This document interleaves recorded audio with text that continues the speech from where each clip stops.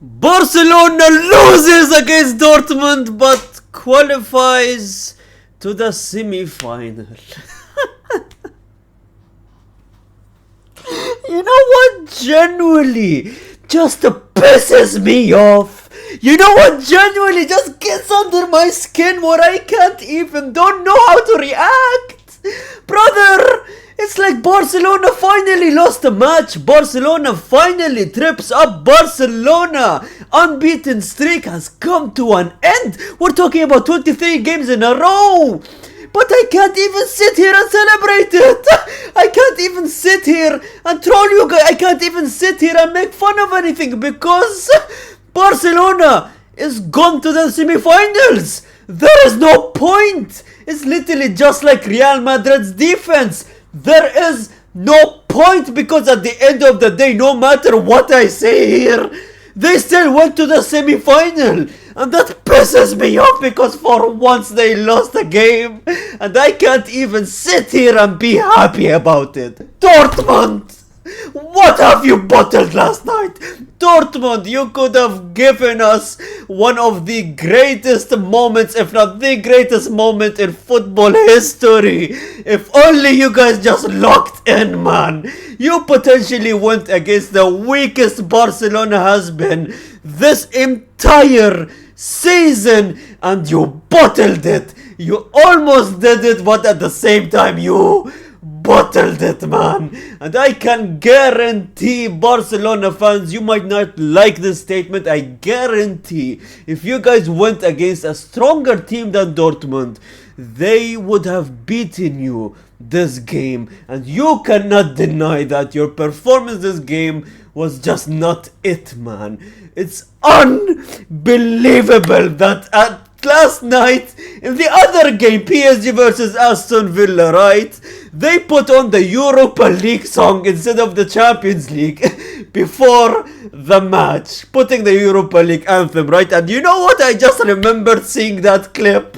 Is the fact that Barcelona literally came from the Europa League. Barcelona, who was literally a Europa League merchant, their home was in the Europa League. Their level was at the Europa League.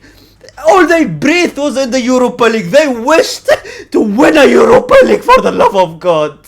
And now look at these fans. They lost one game. They lost one game.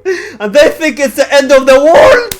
They were on social media literally complaining. They were on social media saying, oh, the Champions League is over. We are just not built for the Champions League, brother. You won 23 games in a row. Look how Flick has changed these people's lives. Brother, you were in the Europa League literally months ago. You're now in the semi-final after 6 long years of not being at the semi-final. Please be grateful. What are you talking about here? You have the best team in the world. You have the best attack in the world. Don't sit here and complain about it. For the love of God, man. Dortmund was just so close, man. It's like every time I watch a Barcelona game, this is the type of reaction, right? 1-0 for Dortmund. 2-0 for Dortmund. 2-1. Own goal. It's like, let me enjoy something for once.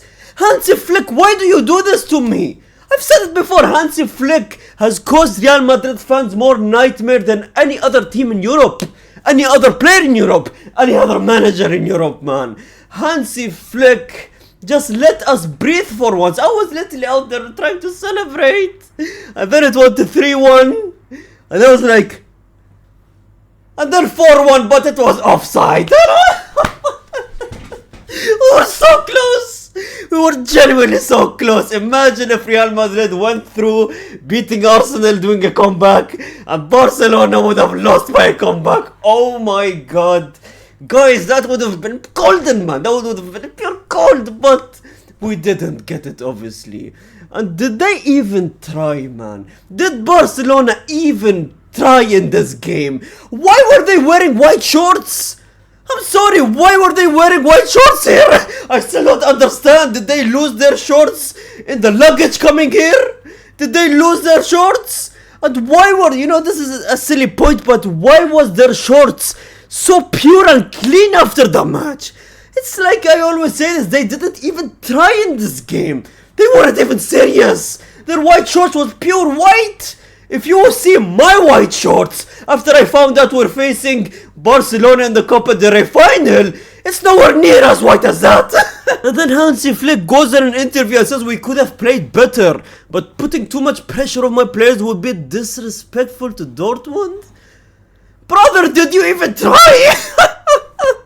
You're telling me they lost this game because they weren't even trying? What do you mean you didn't put any pressure on your players? Brother, you could have lost the game. What do you even mean? I don't want to be disrespectful to Dortmund fans. Huh? What are you trying to say here? Are you a Dortmund fan? Then you had their left back, this Martin brother, who is in the replacement for Balde, who is literally injured.